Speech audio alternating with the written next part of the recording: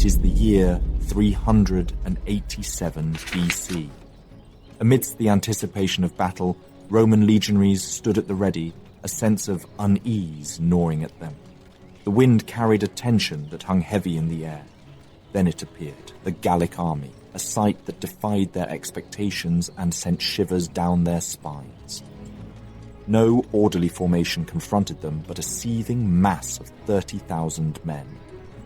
As their numbers surged forward, a haunting blend of naked warriors came into view. Some of their chiefs and nobles even sported mail shirts and armor for their steeds. The Gauls' movements were accompanied by resonating howls and wild cries that echoed across the battlefield, pierced by the blaring of horns and trumpets. Opposing them stood over 15,000 strong, a mix of Romans and allies from neighboring cities. Their hearts pounded in their chests. They were the Legio, warriors blessed by Mars. Their helmets and breastplates gleamed in contrast to the Gauls' wild appearance, their shields held at the ready. The Gallic strength and unpredictability painted the battlefield with uncertainty. The Battle of Allia was about to begin. The Celts, originally from the Eurasian steppes, migrated into Central Europe and developed a thriving culture around the same time as Greek city-states like Athens and Sparta flourished. Concurrently, the Etruscan civilization dominated central Italy, influencing the rise of Rome. From the 5th century BC, the Celts migrated westward, using advanced weaponry to transform much of Western Europe into a Celtic domain, although they never established a unified empire. Considered barbarians by literate cultures like Greece and Rome, the Celts were labelled Keltoi by the Greeks and Galli by the Romans. Initially not seen as a major threat, the Gauls, a Celtic tribe, led by the Senones, were induced by Mediterranean wealth to move into northern Italy.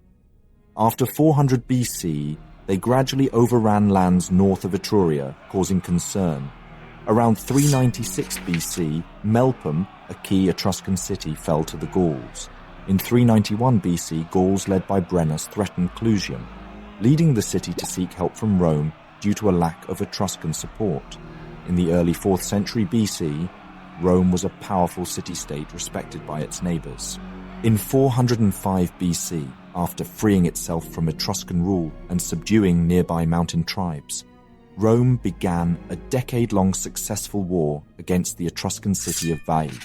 Responding to a plea for help from Clusium, the Roman Senate dispatched envoys led by the sons of Fabius Ambustus to warn invading Gauls.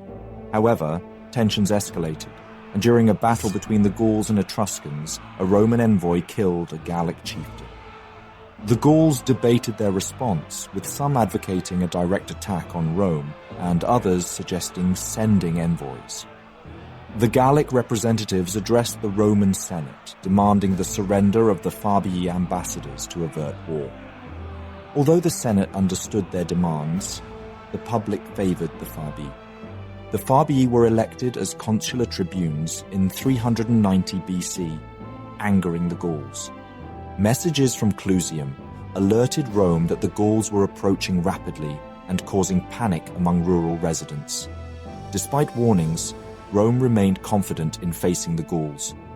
On July 18th, 390 BC, a hurriedly assembled Roman army intercepted the Gauls less than 11 miles from Rome. The armies met along the Tiber River's left bank near its meeting point with the Allia River. The battle's exact number of participants remains uncertain due to varying historical accounts. Plutarch suggests the Romans had around 40,000 fighters, albeit mostly inexperienced, while Dionysius of Halicarnassus mentions 4 well-trained legions and a larger levy of untrained citizens, suggesting a rough estimate of 35,000. Diodorus Siculus cites 24,000 Roman soldiers. Livy provides no figures, and modern historians Carey and Scullard propose 15,000 Romans against 30,000 to 70,000 Gauls. Peter Beresford Ellis approximates a minimum of 24,000 Roman troops and believes the Senones army might have numbered around 12,000. The ancient historians' figures are known for exaggeration, and contrary to Ellis's assertion, the Romans then had only 2 legions, later increasing to 4 in the Second Samnite War.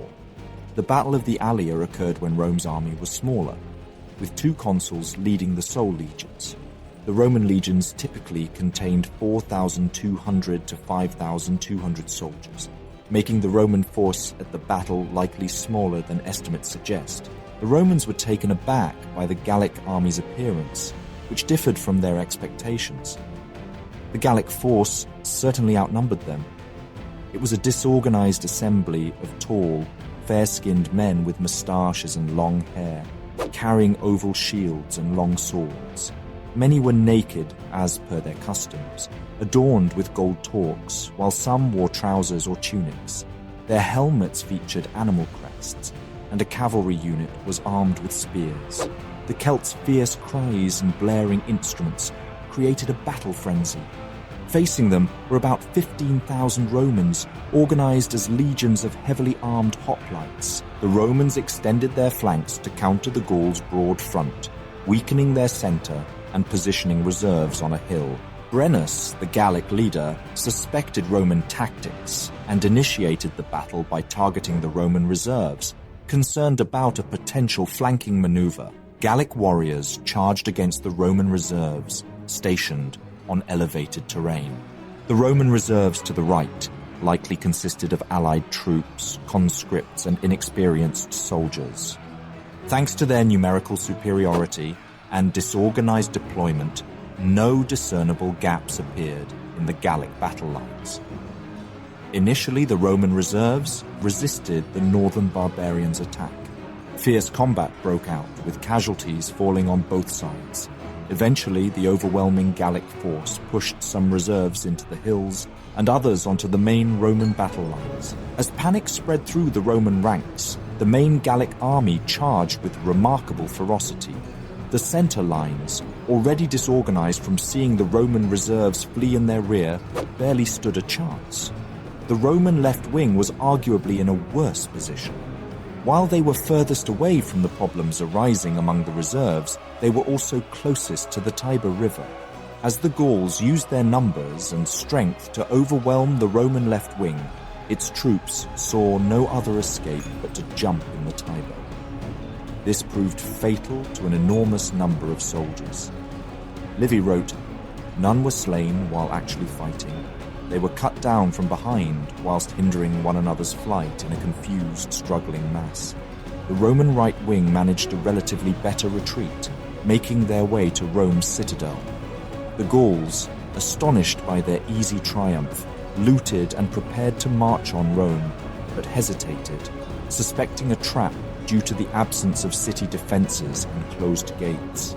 They bivouacked between Rome and the Anio River, sending patrols to assess the situation.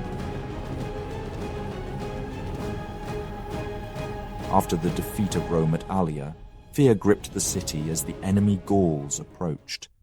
Their indecision spared the city a nighttime attack. Recognizing their vulnerability, citizens sought refuge on the well-defendable Capitoline Hill. The Gauls entered the city days later, surprised by the number who had escaped. They torched and pillaged the city, with the Romans watching helplessly from the hill.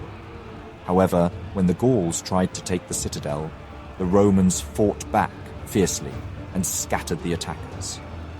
According to tradition, Gauls tried to infiltrate the Capitoline Hill by stealth. A small group climbed the hill near the Temple of Carmentis undetected until sacred geese made noise, alerting Romans. Led by Marcus Manlius Capitolinus, the Romans fought off the Gauls, reinforcing their guard. Both sides suffered during the 7-month blockade. Hunger and disease plagued them. Romans, realizing relief wouldn't come, negotiated with the Gallic chief Brennus for peace, agreeing to pay 1,000 pounds of gold for withdrawal. The Battle of the Allia and the sack of Rome by the Gauls resulted in a seemingly shallow victory for the Gauls. However, this defeat served as a lesson for the Romans, making them more resilient and determined. Using diplomacy and warfare, the Romans gradually weakened the Gallic territories, with Julius Caesar eventually conquering Gaul in the mid-1st century BC. This marked the decline of Gallic dominance over Europe. It would not be until 410 AD, nearly 800 years later, that Rome would once again face an invasion from barbarian peoples as the Visigoths advanced onto the capital city. Thank you very much for watching this video. Please leave a like, it really helps out the channel. If there is a topic, battle, or person you would like to know more about, let me know your thoughts in a comment. I would also like to thank all my patrons and channel members for their generous support. If you enjoy House of History and you want to support my work, consider joining me on Patreon. For just $1 per month, you will already gain early access to all my videos without any in-video advertisements. Don't forget to subscribe. See you next time.